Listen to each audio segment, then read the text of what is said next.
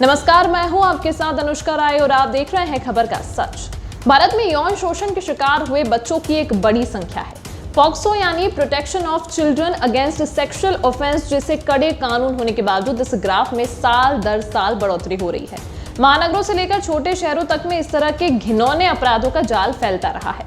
हाल ही में जारी राष्ट्रीय अपराध रिकॉर्ड ब्यूरो रिपोर्ट बताती है कि देश में बच्चों के खिलाफ अपराध के मामलों में कई प्रतिशत की बढ़ोतरी देखी गई है।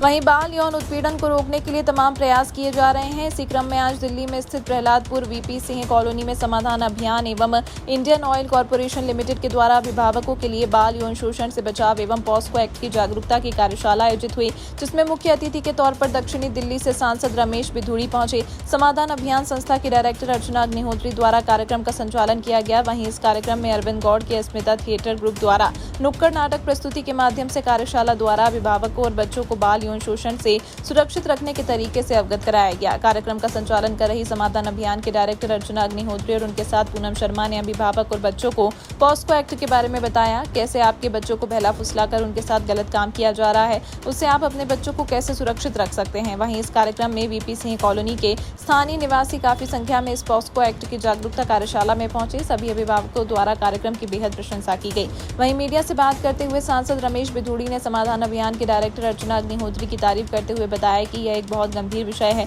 जिसके ऊपर आज पॉस्को एक्ट की जागरूकता कार्यशाला आयोजित हुई है। उन्होंने कहा कि सभी अभिभावकों को अपने बच्चों के प्रति जिम्मेदारी लेनी होगी, उनका दोस्त बनना होगा, तभी बाल यौन उत्पीड़न को रोका जा सकता है। अभिभावकों से बातचीत करते हुए सांसद रमेश बिधूड़ी ने बताया कि आजकल सोशल मीडिया, मोबाइल, इंटरनेट आदि के कारण कभी कभी बच्चे भटक जाते हैं और गलती कर बैठते हैं। इस कारण समाज और माता पिता का दायित्व और भी ज्यादा बढ़ जाता है कि बच्चों को बाल यौन शोषण उत्पीड़न से सुरक्षित रखा जाए। उन्होंने बताया कि सबसे ज्यादा बाल यौन उत्पीड़न के मामले उन्हीं के आसपास में रहने वाले पड़ोसी या फिर रिश्तेदार करते हैं। ऐसे में सावधान रहने की आवश्यकता है। हमारे देश के प्रधानमंत्री मोदी जी का संकल्प है कि बेटियां सुरक्षित रहें। बेटियां वो कर सकती हैं जो बेटे कर सकते हैं। तो बेटी बचाओ, बेटी पढ़ाओ केवल अभियान मात्र बनकर ना रह जाए। बेटियों में जागरूकता हो, माता बहनें बेटियों को पढ़ाएं। और कहीं ना कहीं किन्हीं कारणों से बेटियों का शोषण भी होता है। वो शोषण होता है, कोई रिश्तेदार के रूप में आएगा, कोई कहीं गांव का बनकर आएगा, धर्म परिवर्तन करके आएगा, नाम बदल कर आएगा, कलावा भी हाथ में बांध कर आ जाएगा, लेकिन उसका एम्स बेटी का शोषण करके बेटी को कहीं बेचने का होता है और वह दिखाता है मैं बेटी के साथ जीवन निभाऊंगा। ऐसे लोगों से, ऐसे शोषण करने वाले लोगों से बचाव के लिए ये समाधान अभियान के माध्यम से व्यवस्था की गई है। Indian oil corporation of India के माध्यम से CSR फंड से इनको सहयोग किया गया है।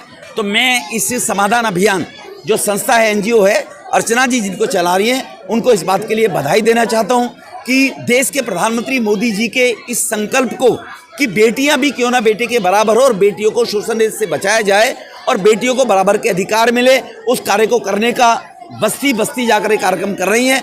उनके लिए बधाई का विषय है और गरीब माता बहनों को उनको समझ में आने के लिए इस प्रकार के नाटिका प्रस्तुत करके उनको समझाने का प्रयास है। भारत 5वें स्थान पर है, 30वें स्थान पर 2027 तक मोदी जी के नेतृत्व में आएगा, ये उनका संकल्प है। 2047 तक भारत विश्वगुरु बनेगा। हम सबका सौभाग्य है, G20 की मेजबानी भारत कर रहा है। आज दिल्ली देखिए कैसे सज रही है, कैसे संवर रही है। अधिकारी भी वही हैं, बजट भी वही है, लेकिन भ्रष्टाचार करने वाले लोगों का अफसरों पर दबाव खत्म हो गया है। इसलिए दिल्ली सज रही है, संवर रही है और भारत दुनिया का पहला विकसित राष्ट्र बनने की पंक्ति में अग्रसर है। 2047 तक अमृत महोत्सव में इस कार्य को आगे बढ़ा रहे हैं और हर बच्चा, हर बच्ची आगे सशक्त बनेगा तो भारत विकसित राष्ट्र बनेगा। मेरा नाम अर्चना अग्निहोत्री है। मैं समाधान अभियान की डायरेक्टर हूँ और ये मेरे साथ मेरी टीम है, जिसमें पूनम जी यहाँ की कोऑर्डिनेटर है, दीपा जी बाल मित्र केंद्र की कोऑर्डिनेटर है और ये हमारे साथी हैं राखी जी और सुमन जी। कार्यक्रम के बारे में आज का ये जो कार्यक्रम है, ये बाल यौन उत्पीड़न, चाइल्ड सेक्सुअल अब्यूज़ और पॉक्सो एक्ट की जागरूकता के बारे में है। यहाँ पे वीपी सिंह कैंप में हम माता पिता को ये बताएंगे कि वो अपने बच्चों को चाइल्ड सेक्सुअल अब्यूज़ से कैसे बचाएं।